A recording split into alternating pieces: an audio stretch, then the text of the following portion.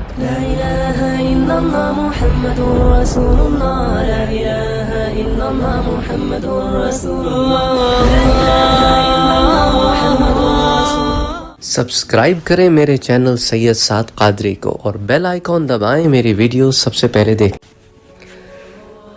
السلام علیکم ورحمۃ اللہ وبرکاتہ.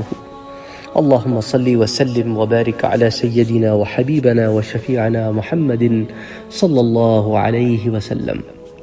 انشاءاللہ تعالی ہم قصص الانبیاء کے ضمن میں حضرت اسماعیل علیہ السلام کے بارے میں ایک درس تو کر چکے، جس میں حضرت اسماعیل علیہ السلام کی پیدائش کو ہم نے ذکر کیا، اور یہاں تک کہ ذکر کیا کہ حضرت ابراہیم علیہ السلام نے اپنی بی بی ہاجرہ رضی اللہ تعالی عنہ اور حضرت اسماعیل علیہ السلام کو مکہ مکرمہ کی اس وادی میں چھوڑا جس میں اکتا کچھ نہیں تھا، نہ پانی تھا، نہ کچھ تھا، نہ کوئی وہاں پہ انسان رہتا تھا، نہ کوئی بستی تھی، نہ کوئی آبادی تھی، اور پھر وہاں سے چلے.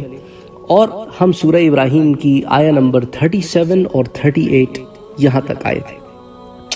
اس سے پہلے ایک طویل بحث میں نے آپ کے ساتھ شیئر کی کہ آیا حضرت اسحاق علیہ السلام ذبیح اللہ ہیں یا حضرت اسماعیل علیہ السلام، کیونکہ یہود حضرت اسحاق علیہ السلام کو ذبیح اللہ مانتے ہیں، یعنی کہ وہ ابراہیم علیہ السلام کا بیٹا جسے حضرت ابراہیم علیہ السلام ذبح کرنے کے لیے لے گئے اور ان کی جگہ پر پھر بچڑے کو لایا گیا، تو ان کا ماننا حضرت اسحاق علیہ السلام کی طرف ہے.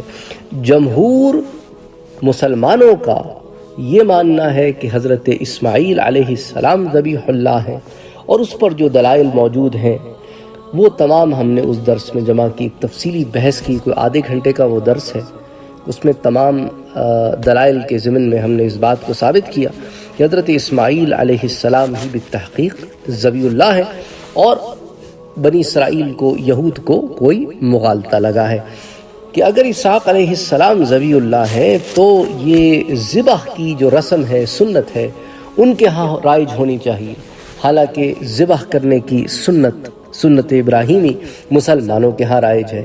خیر، بہرحال آپ اس درس کو بڑی تفصیل کے ساتھ ہے ریکارڈڈ سن سکتے ہیں. آج بات کریں گے کہ پھر بعد میں کیا ہوا.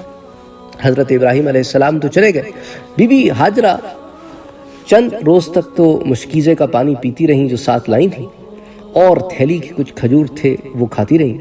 اسماعیل علیہ السلام کو دودھ پلاتی رہیں، لیکن پانی تھوڑا تھا، ختم ہو گیا، کھجور بھی باقی نہ رہے. اچھا، اس ضمن میں بعض علماء ایک اور بات لکھتے ہیں کہ حضرت ابراہیم علیہ السلام کے جانے کے بعد بی بی ہاجرہ نے، چونکہ آپ صحراؤں میں سوچ سکتے ہیں کہ جب صحرا ہو اور وہاں کوئی نہ رہتا ہو تو وہاں پر ہر قسم کا جنگلی جانور، بھگیاڑ، کوئی بھی درندہ ہو سکتا ہے، اور ایک بی بی ہاجرہ اور ایک حضرت اسماعیل شیرخوار بچہ. آپ اندازہ کر سکتے ہیں کہ رات کیسی ہوتی ہوگی.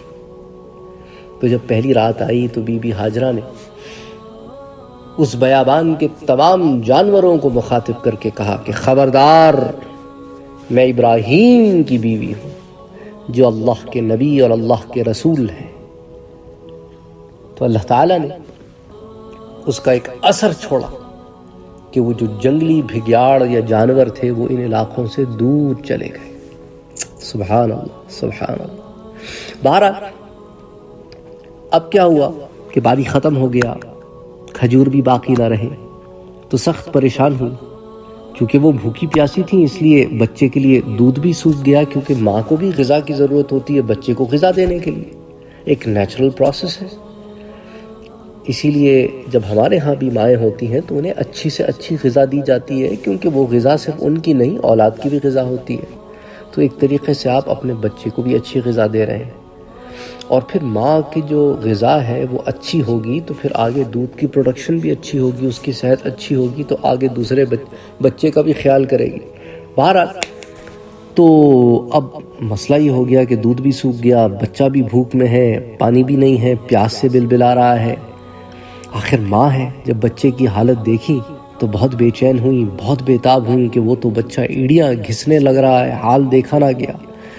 تو حضرت اسماعیل علیہ السلام کو چھوڑ کر کچھ دور جا بیٹھی تاکہ یہ حالت ذرا کم از کم آنکھوں سے نظر نہ آئے۔ کچھ دیر کے بعد قرار نہ آیا تو قریب کی ایک پہاڑی جسے آج صفا کے نام سے آپ جانتے ہیں اس پر چڑھ گئیں۔ تو سب سے پہلے چونکہ آپ صفا پر چڑھی تو اسی لیے ہم جب سعی کرتے ہیں تو ہم صفا سے سعی کا آغاز کرتے ہیں۔ تو آپ صفا پر چڑھ گئیں کہ شاید کوئی انسان یا پانی کا نشان مل جائے، مگر کچھ نظر نہ آیا۔ پھر بچے کی محبت میں دوڑ کر وادی میں آ گئی۔ تو وہ جو دوڑیں جس مقام پر، وہاں پر آج بھی وہ گرین لائنز ہیں، خط اخضر ہے، گرین لائنز، اخضر کہتے ہیں ہرے رنگ کو، خط کہتے ہیں خط کہتے ہیں لائن کو۔ تو وہ جو لائنز ہیں نا، ان میں آپ جو دوڑتے ہیں مرد حضرات، خواتین تو وہاں پہ نہیں دوڑنے کا حکم، عمرہ ہو یا حج، وہاں تو وہ آرام سے ہی چلتی جیسے باقی سعی میں چلتی ہیں۔ مرد حضرات جو دوڑتے ہیں کہ وہ دوڑنے کا مقام ہے جہاں بی بی ہاجرہ دوڑی۔ تو وہ جب دوڑی پھر اس کے بعد دوسری طرف وہ مروہ پہ چڑھی، مروہ پہ چڑھ گئی۔ پھر وہاں پر ادھر ادھر نظر دوڑائی کہ شاید کوئی انسان نظر آ جائے، کوئی پانی کا کوئی نشان نظر آ جائے۔ تو پھر اس کے بعد واپس وہ نیچے اتری اور دوڑی، پھر صفا پہ چڑھی۔ تو یہ 2 چکر ہو گئے، پھر واپس مروہ پہ 3، پھر واپس صفا پہ 4، پھر مروہ پہ 5، صفا پہ 6، مروہ پہ 7۔ ٹھیک ہے، تو صفا پہ سب سے پہلے چڑھی اور مروہ پہ سب سے آخر میں چڑھی، 7واں چکر وہاں یوں پورا ہوتا ہے۔ ٹھیک ہے، تو یہ 7 چکر جب ہو گئے تو اس طرح جب 7 مرتبہ کیا تو حضور نے فرمایا، یہ جب بیان فرمایا تو ارشاد فرمایا کہ یہی وہ سعی بین الصفا والمروہ ہے، یعنی صفا اور مروہ کے درمیان یہ جو تمہارا چلنا ہے یا جو تھوڑی دیر کا دوڑنا ہے جسے سعی کہتے ہیں، جو حج میں لوگ کیا کرتے ہیں، یہ وہی بی بی ہاجرہ رضی اللہ تعالی عنہا کی یاد میں اللہ تعالیٰ نے اسے شعائر حج و عمرہ بنا دیا کہ حج و عمرہ اس کے بغیر ہوتا ہی نہیں جب تک سعی نہ کر لو۔ سبحان اللہ، سبحان اللہ۔ تو اللہ کی محبت میں جو دوڑتے ہیں، جو اللہ کی محبت میں محنتیں کرتے ہیں، اللہ پھر ان کا ساتھ دیتا ہے، اللہ ان کا ساتھ دیتا ہے۔ یہ ان کی محنتیں کبھی ضائع نہیں جاتی۔ یہ دنیا والوں کو لگتا ہے ایسے، لیکن جن کی نظر آخرت پہ ہوتی ہے وہ دیکھ رہے ہوتے ہیں کہ وہ کس منزل کی طرف بڑھ رہے ہیں، وہ کس اعلیٰ اور عرفہ مقام کی طرف بڑھ رہے ہیں۔ 12 تو آخر جب بی بی ہاجرہ مروہ پہاڑ پر تھیں، یہ 7واں چکر جب ہو گیا، مروہ پہاڑ پر تھیں تو کان میں آواز آئی، چونک پڑی اور دل میں کہنے لگی کہ کوئی آواز دیتا ہے۔ کان لگایا تو پھر آواز آئی۔ سیدہ ہاجرہ نے بلند آواز سے کہا کہ اگر تم مدد کر سکتے ہو تو سامنے آؤ، تمہاری آواز سنی گئی۔ دیکھا تو اللہ کا فرشتہ جبرائیل علیہ السلام ہے۔ اس فرشتے نے اپنا پیر اس جگہ مارا جہاں آج زمزم کا کنواں ہے، پانی ابلنے لگا۔ سیدہ ہاجرہ نے جب یہ منظر دیکھا تو خوشی اور مسرت میں پانی کے چاروں طرف باڑ بنانے لگی، مگر پانی برابر ابلتا رہا۔ اور اس وقت آپ کی زبان مبارک پر جو الفاظ تھے وہ یہ تھے زم زم، جو بی بی کی زبان میں اس کا مطلب نکلتا تھا رک جا رک جا، اور یوں وہ پانی کے آگے باڑ لگاتی رہیں اور کہتی رہیں کہ رک جا زم زم۔ حضور اکرم صلی اللہ علیہ وآلہ وسلم نے جب یہ روایت صحابہ کے سامنے بیان کی تو اس حدیث کے اس مقام پر پہنچنے کے وقت حضور نے ارشاد فرمایا، اللہ اسماعیل، یعنی کہ بی بی ہاجرہ، کہتے ہیں ماں کو، عربی میں ماں کو کہتے ہیں اسماعیل، یعنی کہ اسماعیل کی ماں کون؟ بی بی ہاجرہ پر رحم فرمائے کہ اگر وہ زمزم کو اس طرح نہ روکتیں تو وہ آج ایک جاری چشمہ ہوتا۔ اللہ اکبر، اللہ اکبر، یعنی پانی کا نام بھی زمزم پڑ گیا، وہ جو روکا گیا، اگر نہ روکا جاتا تو چشمہ ہوتا، لیکن اللہ کی مرضی، اللہ نے اسی میں بھلائی رکھی ہے۔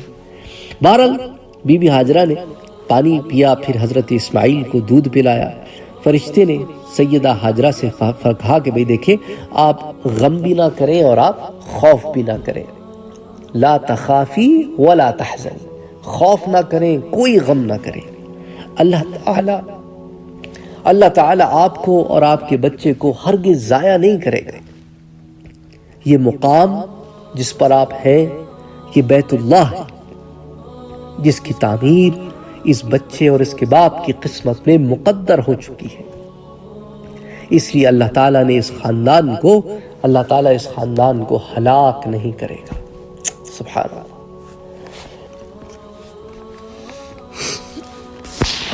اچھا، بیت اللہ جس جگہ پر ہے وہ جگہ بھی اللہ تعالیٰ نے ایک ایسے پروٹیکٹ کر کے رکھی، حالانکہ وہاں کوئی عمارت نہیں تھی، لیکن اس جگہ کے قریب یہ زمین سے زیادہ نمایاں تھا، ذرا ابھرا ہوا تھا، ذرا اٹھا ہوا تھا، تو دیکھنے سے کوئی خاص جگہ بھی معلوم ہوتی تھی، اور پانی کا بہاؤ جو ہے وہ دائیں بائیں اس حصے کو برابر کرتا جا رہا تھا۔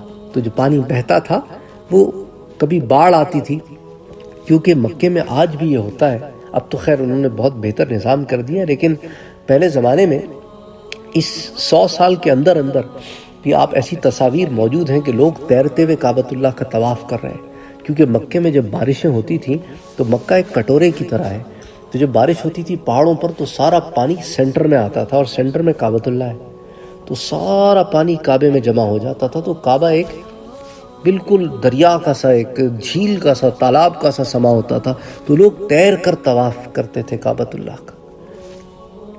تو مکے میں تو اسی طرح کی بارشیں ہوتی تھی، تو اللہ تعالیٰ نے ایک خاص انتظام کیا تھا کہ جب کعبۃ اللہ ایک عمارت کی صورت میں نہیں تھا، تب بھی بارشوں کا پانی جب وہاں آتا تھا تو گزرتے گزرتے اس نے زمین کا وہ حصہ ذرا ابھار دیا تھا جہاں کعبۃ اللہ ہوا ہے، کرتا ہے آج۔ تو بہرحال یہی وہ دن تھے کہ قبیلہ بنی جرہم کا ایک قافلہ اس وادی کے قریب سے گزر رہا تھا، اور حافظ ابن کثیر لکھتے ہیں کہ وہ ذرا نشیبی زمین سے گزر کے اس مقام سے ہٹ کے، کیونکہ یہ ایک ایسا بیابان علاقہ کنسیڈر کیا جاتا تھا مکہ، یہاں سے کوئی سینٹر سے نہیں گزرتا تھا، کیونکہ سب ایک عام انڈرسٹینڈنگ تھی کہ یہاں تو کچھ ہے نہیں، تو وہ مکے کی نشیبی زمین میں قیام پذیر ہو گیا۔ وہاں سے انہوں نے پانی پر امٹنے والے پرندوں کو دیکھا، تو کہہ اٹھے کہ یہ پرندے تو پانی پر نظر آتے ہیں، جبکہ ہم تو اس وادی سے خوب اچھی طرح واقف ہیں، یہاں تو پانی کا نام و نشان نہیں۔ اچھا ایسا کرتے ہیں، کسی کو دوڑا کے دیکھتے ہیں آخر ماجرا کیا ہے۔ تو اپنے 1 یا 2 آدمیوں کو انہوں نے اس ڈائریکشن میں دوڑایا جہاں سے پرندے نظر آتے تھے، تو وہ جب اس جگہ پہنچے تو واپس آ کر کہنے لگے کہ بھائی وہاں تو پانی ہے۔ تو بڑے پریشان ہوئے، انہوں نے کہا پانی ہے مکے میں اس جگہ پر؟ خیر بہرحال وہ چل پڑے، اور وہاں انہیں بی بی ہاجرہ ملی جو پانی کے پاس موجود تھی۔ تو انہوں نے پوچھا کہ کیا آپ اپنے پاس ہمیں اترنے کی اجازت مرحمت فرمائیں گی؟